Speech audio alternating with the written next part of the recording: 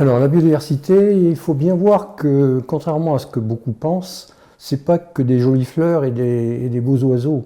La biodiversité, c'est quelque chose qui est indispensable à toutes les sociétés humaines. D'une part, par les produits qu'elle nous donne en quelque sorte, tous les matériaux, les médicaments, et ainsi de suite, et aussi par tous les services, ce qu'on appelle les services écosystémiques qu'elle nous rend, par exemple la régulation du climat. Et donc, vivre sans biodiversité, c'est strictement impossible, il faut bien le comprendre. Alors la biodiversité, malheureusement, actuellement on parle de la 6e grande crise d'extinction de la biodiversité. C'est-à-dire que historiquement, il y a eu déjà 5 grandes crises d'extinction de la biodiversité, c'est-à-dire des espèces animales, des espèces végétales qui disparaissent, mais c'était sur des laps de temps relativement longs. Or, cette 6e crise d'extinction des espèces, donc la 6e grande crise d'extinction de la biodiversité, elle se déroule que sur quelques décennies. Donc vous voyez qu'il n'y a pas d'adaptation possible. Et la grande nouveauté de cette 6e grande crise d'extinction des espèces, c'est qu'elle est due aux activités humaines. Alors qu'avant c'était des collisions avec les astres et ainsi de suite, ou des éruptions volcaniques extrêmement importantes. Là, ce sont les activités humaines qui ont conduit et qui conduisent actuellement à la 6e grande crise d'extinction de la biodiversité. On dit qu'on est entré dans une nouvelle ère où l'évolution de la planète n'est pas liée à des phénomènes naturels, mais liée aux activités humaines. C'est pour ça qu'on parle de l'anthropocène. Actuellement, les taux de disparition des espèces, une espèce, même l'espèce humaine d'ailleurs, ça apparaît, ça se développe et ça disparaît. C'est de toute façon la loi unique dans le genre. Le problème, si vous voulez, c'est que ces taux d'extinction, actuellement, ils sont 10 à 1000 fois supérieurs à ce qu'ils seraient naturellement s'il n'y avait pas d'activité humaine. On dit que la biodiversité donc s'appauvrit et c'est vraiment dans des proportions qui sont extrêmement inquiétantes, puisqu'il y a une étude allemande qui a été faite dans la grande revue scientifique qui s'appelle Nature, qui a montré il y a quelques années qu'en 30 ans, 78% des insectes volants avaient disparu. Ce qui est évidemment tout à fait inquiétant. Alors il ne faut pas penser que moins d'insectes, si on a moins de moustiques, ça va peut-être mieux aller. Non, il y a tous les insectes pollinisateurs qui finalement contribuent à notre nourriture et qui sont donc extrêmement importants. Et ça, chacun peut s'en rendre compte. Si vous conduisiez dans les années 60-70, le soir d'un mois de juin par exemple, et bien sur le pare-brise de votre voiture, vous étiez obligé de vous arrêter pour enlever les insectes. Et bien maintenant, vous pouvez faire des centaines de kilomètres, vous avez très très peu d'insectes sur votre pare-brise. C'est vraiment un constat et un indicateur de cette chute dramatique des insectes, et notamment des insectes pollinisateurs. Alors cette disparition des insectes a un impact sur les milieux agricoles, oui, parce qu'il y a des problèmes de fécondation qui ne se font plus, puisqu'il n'y a plus ces insectes pollinisateurs. Mais ce qu'il faut bien voir, c'est que quand les insectes disparaissent, ce qui est la loi générale de la biodiversité, c'est que toutes les espèces sont en interaction. Et vous comprenez bien que si 70% des insectes volants disparaissent, il va y avoir des conséquences sur les oiseaux insectivores, par exemple. Et vous avez peut-être sans doute remarqué que des oiseaux très communs qui étaient les hirondelles de fenêtre, eh bien on a perdu pratiquement les 2/3 des effectifs. L'espèce existe encore, elle n'a pas disparu, mais les effectifs ont fondu. On a perdu 2/3 des hirondelles de fenêtre. Et tout ça est lié effectivement à un ensemble de conditions, notamment le problème donc de la disparition des insectes, mais aussi de l'artificialisation et de la destruction quelquefois des nids. Il y a effectivement un certain nombre de méthodes qu'il faudrait mettre en œuvre. Il faut protéger cette biodiversité, et aussi bien dans notre région que au point de vue plus national, un élément essentiel, c'est l'agriculture quand même. Parce qu'il faut savoir que plus de la moitié des oiseaux des milieux agricoles, en termes d'effectifs, ont disparu au cours des dernières décennies.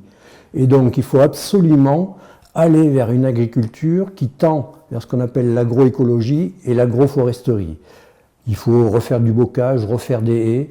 On sait que la haie, par exemple, elle est essentielle pour conserver l'eau, et non seulement pour cela, mais également elle enrichit le sol en matière organique avec la chute des feuilles.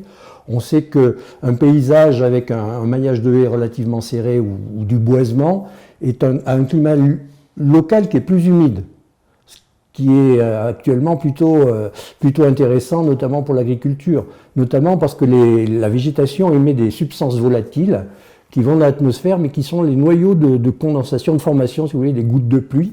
Et donc on sait très bien qu'un milieu boisé est finalement créer un climat local plus humide. Mais surtout, ce qu'il faut, c'est donc changer de type d'agriculture et arrêter tous ces intrants chimiques, que ce soit des engrais ou des pesticides. C'est ce qui est en train de tuer l'ensemble de la biodiversité. La biodiversité, elle est liée à la diversité des habitats. Et il se trouve qu'en Auvergne, on a à la fois des terrains d'altitude, on a des terrains avec une influence continentale, on a des terrains avec une influence méditerranéenne, et donc finalement, entre le relief qui est très très différent et ces influences continentales ou autres qui sont également importantes, on a une grande variabilité des espèces animales et des variétés végétales, et donc on a potentiellement une grande biodiversité. Je peux énumérer les principales causes de disparition de la biodiversité. C'est vrai en Auvergne comme c'est vrai au niveau national et comme c'est vrai au niveau international. La première cause de disparition de la biodiversité, c'est la destruction des habitats. Quand on artificialise les habitats, quand on les pollue, ces habitats ne peuvent plus abriter la biodiversité. Ça, c'est la première cause. La deuxième grande cause, c'est la pollution. Il est clair que quand vous avez un cours d'eau qui est pollué, eh bien, il y a un ensemble de micro-organismes qui ne peuvent plus se développer, et ainsi de suite dans la chaîne trophique, bien entendu, les poissons, et puis aussi le héron, et puis aussi le cincle plongeur, le martin pêcheur, et ainsi de suite. Tout ça est très très lié. Donc ça, c'est la deuxième grande cause. Et puis, il y a également, malheureusement, une cause qui est plus humaine, c'est la destruction directe des espèces, par la voie de la chasse, mais également du piégeage. Et donc, c'est une cause également qui est relativement importante. Ensuite, il y a les changements climatiques qui se font à des vitesses qui sont telles qu'il n'y a pas d'adaptation possible pour un certain nombre d'espèces qui vont disparaître de certains types de milieux. Alors, la biodiversité, elle est indispensable à la vie des communautés humaines sur notre planète. Ça, c'est clair et net. Sans biodiversité, il n'y a pas de vie possible. Elle nous fournit des aliments, elle nous fournit des médicaments, elle nous produit un certain nombre d'oxygène qui fait que l'on peut respirer dans notre milieu. Et puis ensuite, les écosystèmes, lorsqu'ils sont bien équilibrés, ils régulent un certain nombre de grands phénomènes planétaires, comme le climat par exemple. Alors par rapport à la biodiversité, il y a vraiment une urgence pour agir effectivement, puisqu'on a déjà au cours des dernières décennies perdu des quantités extrêmement importantes d'espèces et d'effectifs des espèces.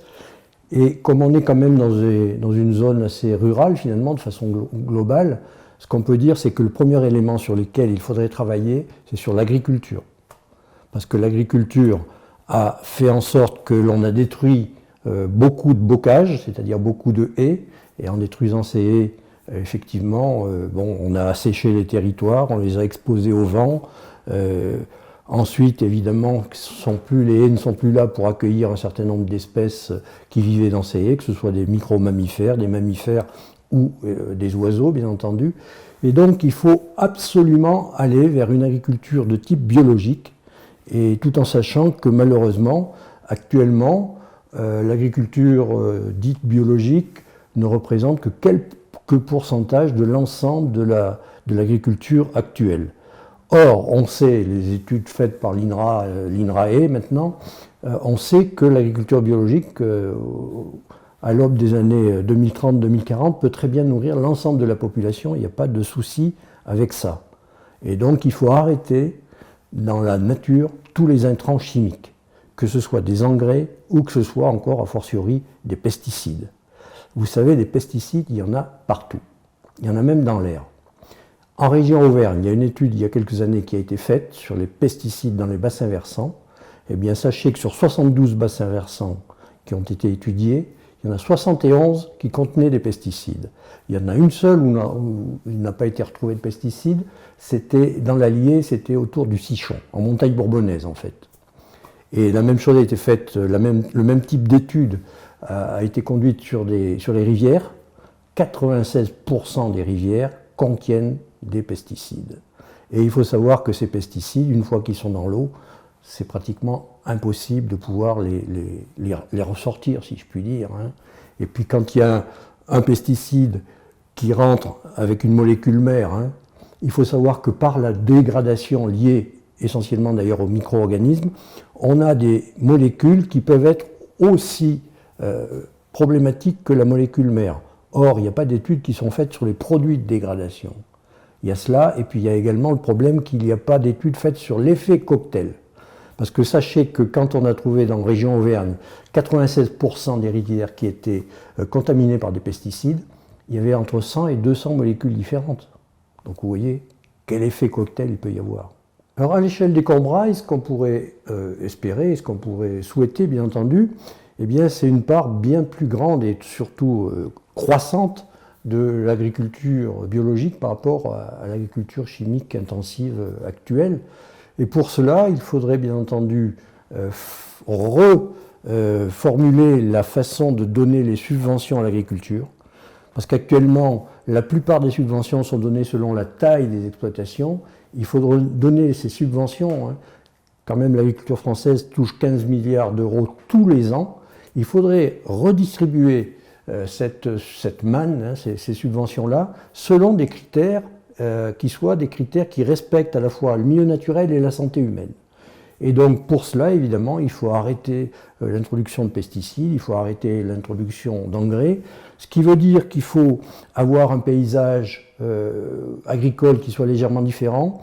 Alors les Combrailles ne sont pas l'élément le plus dégradé de ce point de vue-là, mais il faudrait quand même reconstituer un maillage de haies un peu plus serré qu'il ne l'est actuellement. Il faut arrêter tout ce qu'on appelle artificialisation des sols, parce que pour l'agriculture, alors vous savez, on parle beaucoup de bassines actuellement, et on dit les bassines, et alors effectivement, il faut de l'eau pour faire de l'agriculture, hein, ça c'est clair et net. Le problème, c'est que l'eau, il ne faut pas la garder dans des bassines, il faut la garder dans les sols.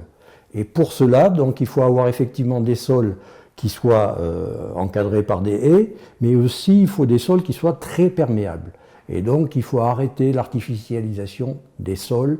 Il faut éviter, quand on a des terrains en pente, de travailler dans le sens de la pente. Vous savez, avant, on travaillait avec des terrasses. Et évidemment, quand on travaille avec des terrasses, la pluie qui tombe, elle a tendance à s'infiltrer dans le sol. Si vous travaillez dans le sens de la pente avec des gros tracteurs, eh bien, à la première pluie un peu forte, et c'est ce que nous allons avoir, hein, toute la bonne terre est au fond du terrain et c'est tout à recommencer.